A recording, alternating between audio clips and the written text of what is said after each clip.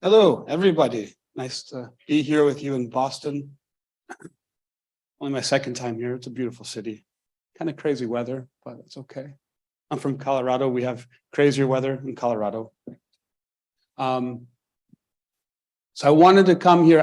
So flexing for the future, right? That's what we're talking about. Flexible electronics is a big part of our future at InnovaFlex. I'll tell you a little bit about InnovaFlex. And, this discussion, this presentation is kind of give you a kind of deep view into the technology challenges that we have with flexible electronics as we're bringing it to the markets, some of the problems that we're facing here. So I call this Flexing for the Future, Innovations in Flat Panel Manufacturing for cutting edge, flexible electronics applications. And I thought, what better way how do we advance the slides? Just this one? Nope. There we go. It's a flexible conference. I have the King of Flex holding one of our products, right? So let me see here. Is this working too? Is this laser? Can you see this laser? This is it's kind of. But I think the laser is not strong enough. It's not strong enough. Okay. All right. So and then going to the next slide. There we go. All right. Here we go. So DPIX, I want to give you a little bit of history about who we are and kind of where we come from. We were a spinoff of Xerox back in the 90s, and we kind of moved to Colorado Springs in 2006. That's kind of before my time working with the organization. But 20 years of manufacturing and design experience. It is the largest amorphous silicon Gen 4.5 fab outside of Asia. We're actually the only ones in the US. I'll show you that in the next slide. And in 2019, to kind of stay competitive, to stay, be able to stay competitive in this industry, it's a very competitive industry, the flat panel manufacturing industry, we had to utilize our experience, our previous experience on amorphous silicon, on large area electronics to kind of get into Foundry model, right? So a Foundry model for manufacturing and expanding into new technologies. In 2022, we had a new CEO come into our organization, whose name is Lindsay Pack. And in 2023, we were actually awarded this year Manufacturer of the Year in the technology sector for Colorado. And if you look in the bottom right-hand side, these are just some images of our manufacturing process inside our fab. This is kind of the scale of the substrate we're working with, the robotics that go into this for translating the glass from different tools. Just one question. Am I getting some feedback on this microphone, or I'm kind of hearing some feedback? Is it okay for the audience? It's good? Okay, very good. So I want to give just some idea of scale when we talk about this industry. On the left-hand side, you'll see this is a kind of a picture of China. I like to show this because it's like every single city in China has its own fab. And we're talking about Gen 8s, we're talking about Gen 6, we're talking about Gen 10. This is very large scale, going from Beijing to Nanjing to Shanghai, Chengdu, Wuhan. Every single city has its own fab in China, and they're producing in very large volumes. When we talk about, flat panel manufacturing inside the US, this is us, right? Here we are. I think the last Gen 2.5 fab closed about a year ago. They were in San Jose. This was the Perkin-Elmer fab. And they were a smaller size. So we are the last remaining flat panel manufacturer in the US. What does that mean? It means we have to be very low cost. It means we have to be very nimble, very efficient. We have to focus on on-time delivery. We need to be very customer centric, right? To kind of be able to compete with the scale of this industry. So I want to give you a little bit of idea about the different products and services that we're offering. In general, so we provide, general engineering services, so design, layouts, modeling, hardware development, hardware integration, reliability testing. These are kind of some of the engineering services that we can support for new products. We have kind of an innovation team that focuses on third-party businesses looking into developing new applications. And what I have here are kind of whites are the products that we're currently offering, and then blue are some of these new areas we're getting into, like microelectrodes for biomedical applications. Our core business is TFT, photodiode, TFT backplanes for active matrix switching. And this kind of falls in the area of optical imaging, X-ray imaging, IGZO imaging, conformal imaging electronics. Organ on a chip is kind of some of the areas we're getting involved with, and kind of looking at new materials. Actually, we're working with Phoebe a little bit on some of the infrared materials. It's good to see you here, Phoebe. We can talk afterward. And then kind of the new directions in general, we're going to our systems on panel. And this is kind of flat panel haptic devices, ultrasonics, micro LED displays. These are kind of feasibility projects we're looking into to kind of expand into new directions outside of our traditional TFT backplane and photodiode imaging applications, right? So what is our core technology? Well, basically, it's amorphous silicon TFTs with amorphous silicon photodiodes arranged in active matrix arrangement. We kind of read out one line at a time, and we're able to fabricate an image based off of the sensitivity of our photodiode to the optical wavelengths of light. And this could be optical imaging, this could be X-ray imaging. This is a very mature product. It's been around for years. It's larger area, amorphous silicon, TFT photodiode active matrix. And up on the top right, you can kind of see kind of a cross section of what some of these imaging products, this is one element, it's kind of the core sensing element of a more robust packaged X-ray detector in that case.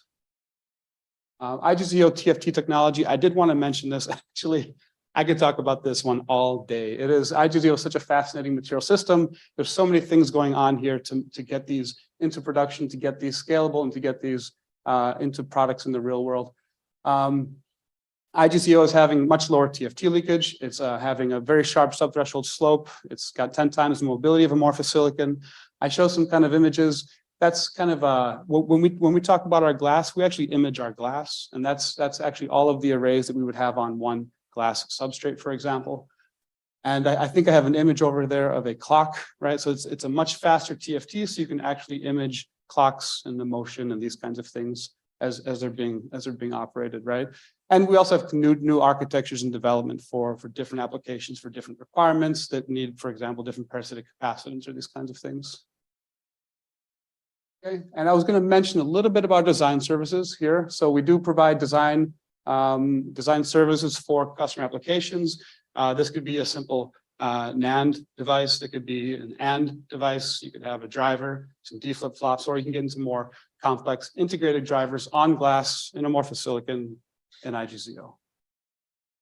So I've heard a couple questions around actually driving electronics. It's actually a real pain to get an IC that works for your application. There's NRE costs, there's timelines. So being able to integrate that onto glass is one of the advantages also of working with amorphous silicon, working with IGZO, schematic-driven simulations, and then working with our laboratories to verify the design is meeting the requirements, right? Okay, so I think when I was asked to come here, Antonio asked me to come and talk about the flexible electronics, the activity that's going on within our organization. I was kind of going to go over some of the challenges that we faced as we kind of go through our manufacturing process and some of the approaches we've taken to kind of solve those, right? So I wanted to first give an overview of, kind of a cartoon of how do we make a flexible product, right? So we start with a Gen 4.5 glass substrate. It's about 1 meter by 1 meter in size, and that's it. We slot die coat, we cure, and we have PI-on glass. Once you have PI-on glass, you can put it through your standard manufacturing processes and apply your electronics, your lines, your semiconductors, your dielectrics that you like. And then at the end, we remove the glass substrate. So here we have our cured PI. Here we have some electronics that we've deposited on top. What we do is we'll put a laminate on top with a weak glue. We'll hit it in the back with some UV lights, and then we'll just peel off the glass, just slap on another laminate on the bottom. It's very easy. Actually, it's not. It's really hard. So these are the issues you have to deal with. I actually love these issues because it shows you the barriers you have to overcome to bring something from an idea, from a concept to being integrated into a piece of hardware. And what you can see is as you go to flexible substrates, the stresses in the films, the moistures in the films lead to a lot of dynamic changes over the lifetime of that product that need to be addressed. Encapsulation is a big issue. The stresses in the films are a big issue, and kind of handling and these kinds of handling the plates themselves is something that needs to be taken into consideration. It's an engineering challenge, right? So one of the first challenges was selecting the PI in general for our manufacturing process. The objective here was to kind of qualify a source for PI lamination. And the approach we took was basically, engaging with the different vendors and different suppliers and trying to identify a useful supplier that could source this. It's actually not a very, you have to kind of overlap your constraints in your manufacturing facility with the properties of materials you're trying to put through your lines. And some of the different parameters we looked at were, what was the thickness we're able to achieve with this PI? What were the non-uniformities after it's been stop die coated? Adhesion tests, transmission at the eye line that we use for exposure, surface roughness, adhesion, thermal stability, kind of going through this matrix, going through this and generating enough statistics on enough plates to give us confidence. We were able to kind of lock in a manufacturing process that was free of these defects that are very common to when you're putting down, for example, on the left-hand side here, as I said, we image our glass because we build imagers on our glass. And you can kind of see the effect of PI outgassing on the final product. And maybe you measure a couple TFTs in this area, or you measure a couple of TFTs in this area. But when we're talking large area uniformity and we need ppm defectivity, these are completely unacceptable, even though the vast majority of the array is actually okay, right? So it really takes this imaging of the glass to tell us a little bit about the performance of that chemical, the performance of that process, and the reproducibility that we can expect to have. On the right-hand side, this is just a particle that causes delamination of our of a metal film. You'll see we have deposited, and over time, that outgassing of the hydrogen coming from the polyamide will tend to cause these bubbles and will tend to cause this delamination that downstream effects. And the nice thing you can see here is that they're really these nice perfect circles, right? Coming from the isotropic nature of hydrogen diffusion. But right now, we've eliminated these from our process. We have a nice PI coating process in place. We're able to do multiple thicknesses for multiple PI thicknesses as our substrates, and it seems to be working quite well. As you look at some of the images, as we kind of build up these flexible products, another consideration was the handling, right? As we move the glass to our fab into the different tools. So that we don't have any unanticipated consequences. Believe it or not, just a couple of millimeters of deflection of the glass can actually cause an issue as these plates are translated through particular tools that have very tight constraints. So the approach that we took was obviously cycling these through our tools very, very slowly, right, one at a time, but also developing an ANSYS model that will allow us to have some predictive capability on how the glass should be handled. And we kind of went through 18 different steps using the standard curvature. We have a curvature measurement we do in our fab to measure the stresses in our glass. And what we're able to do is to identify the steps that we saw the biggest changes in curvature. And basically being able to model these, being able to predict these, allows us to also evaluate if we change architectures, if we change process conditions, what's the impact on the final product going to be in terms of these stresses, and how these stresses get relieved. And if you remember one of the pictures I'd shown earlier that showed very strong high-level stresses inside of our films, this is one of the mechanisms we have to modulate that kind of behavior. I think on the right-hand side, that's how the actual flex array rests on the robot forks that are transferring this through. And that again, as you can kind of see, it sags off the edges of the robots, leading to the robot forks, I should say. It's a kind of a fork that goes under the glass, picks it up and kind of sags off the end. That's actually a very important parameter, because when you're putting these into cassettes, the cassettes have their own constraints, and you need to make sure that your flexible arrays are not too flexible. They're within the requirements that you're trying to set for your product. Okay, let's keep on going. I have optical modeling here only because if you do make changes to your substrate, to your for example, polyamide, it has a very interesting absorption spectra, then you need to be able to also have an idea of how that affects your final product, if optical properties are an important aspect of that. What we did was we've built our software internally for doing our optical modeling, our different materials. This is an example of a layer absorption of amorphous silicon photodiode with encapsulated dielectrics, encapsulated moisture barriers, and allows us to kind of identify the optical properties of the films. In this case, for an amorphous silicon photodiode, we can very easily, validate it against quantum efficiency curves and see that we have good predictive capability. And we can overlay it with different light sources if we want to see how their materials respond to different light sources.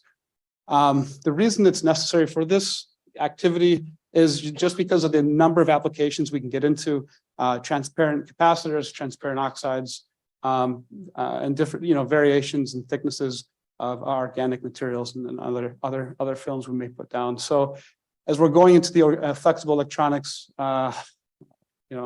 area in terms of developing products for these, being able to control the mechanical properties, being able to control the optical properties, being able to predict these are obviously very, very paramount importance. So this slide I included because it's 2023, and if I'm giving a talk and I don't talk about artificial intelligence, it just doesn't seem like a talk. So it's kind of, so what I can tell you about the activities we have going on here is, the amount of data that our organization generates on a daily basis related with defectivity is huge. Hundreds of thousands of images every single day of inspection of optical images that kind of, some get reviewed by people, some are just kind of not necessarily reviewed all the time. And so the intention of this project, which was a couple of years ago, we were working on this, and we've kind of introduced it now to the flexible line as well, was to have a computer vision model for screening and for screening defects out of our process. So the approach we took was to build up in machine learning and computer vision, one of the biggest hurdles is actually the data set you're working with. And so we actually built our own internal data set based off around 200,000 images, using TensorFlow modeling and using kind of different architectures, ResNet, DenseNet, VGG. We were able to build a model for all these different layers for doing defect classification and for defect segmentation. So if you can classify a defect, say what kind of defect it is. If you can segment a defect, say how big it is, then you can say, well, this is a very dangerous defect to have, right? And what allows you to do is to baseline, look for excursions in your fab and say, you know what, this particular defect is trending up. We need to react to this. We need to, or you can say, this particular tool is having a cyclic behavior of this defect. And here you can kind of see we have every 4 months, we change a target and we have a variation in the baseline of this defect. Or you can do heat maps. If you can classify it and have its location, you can generate a heat map and say, this is where that defect is coming from. This is where that defect, this is the tool associated with that defect. And this is the maintenance we need to do to remove that pattern from our glass substrate, right? And in the flexible manufacturing process, this is also important because there are new defects introduced by this additional processing step. Nice chart showing defects are trending down. This was a particular defect related with cluster defects. And then I wanted to show just a couple examples of how these defects are working on different layers. The top left one is kind of looking for voids in our metal films, right? So you'll kind of see it's a little more reflective, looking for these white reflective features in the optical images. This red one is looking for voids in our gate dielectric films. So this is actually one of the biggest sources of yield loss coming from gate line opens and these kinds of things. This blue one with the red line is some residues on our TFT. So these are defects associated with residues on our TFT that can lead to the kind of laggy pixels. And the bottom right hand are kind of shorts of our metal lines. So these models are looking for very specific failure modes. There's a lot of other defects that we don't care about too. We just disregard them. But these are some of the defects that we look at in this particular architecture. And this is also related with flexible products for basically baselining, seeing where we are, and then seeing if we go through any excursions that require maintenance or tool adjustment. So this is also used for doing fast prototyping. If developing the electronics for a new product, sourcing ICs, sourcing flexes is a big challenge. So being able to do untested screening allows us to do faster prototyping so that we can deliver products to the customers faster. And using these computer vision models, we can actually disposition the material in such a way that we have high confidence of its yield, high confidence of its performance, without actually having to electrically test the product. but testing is actually very important. I don't advocate for untested shipments very often. Just in the case of customer need, the real need is for flexible electronics. Actually, we've had to redevelop our entire test electronics platform. Hardware is actually hard, and I think this topic of conversation, we may discuss this more in next year's FLEPS conference, because there's a lot of really innovative activity going on here around developing test electronics that can actually make contact with the electrical pads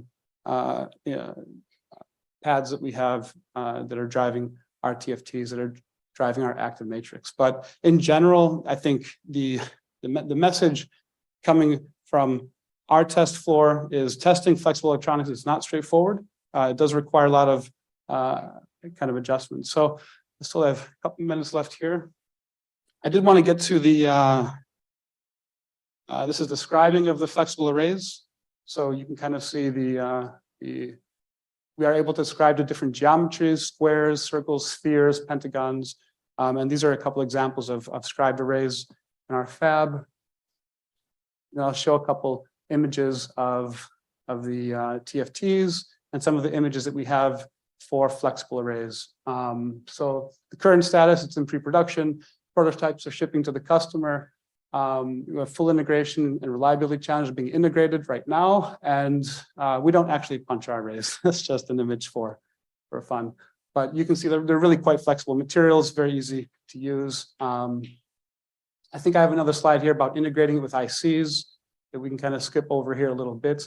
But the idea here is that when you're actually making electrical contact to glass, you have a really, a reliable backing, a very rigid material that allows you to tab bond ICs, do pick and place of ICs very easily. When you get into a flexible substrate, you have a little more temperature requirements. You have some compressibility of the PET, depending on what your backing is. We actually do a couple different kinds of backings, but it's an important consideration. And being able to develop this internally allows us to validate it before it ships to our customers and before it gets integrated at their side. So we've talked about PI on glass, handling, robotics, optical modeling, inline vision models, electrical testing, singulation, IC attachment replacement. All of these technologies that I've talked about are underpinning any of these new sensor technologies as well.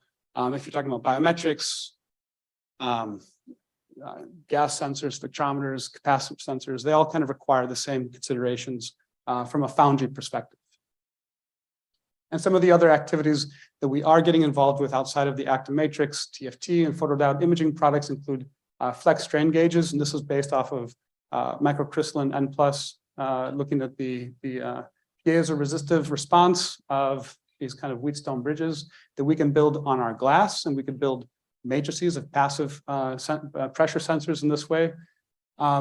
There's a lot of interest, with CHIPS Act around these advanced packaging technologies that could also leverage large area flat panel manufacturing devices. In this case, flexible interposers as an alternative to silicon interposers, using our lithography tools inside of our fab for patterning high density interconnects.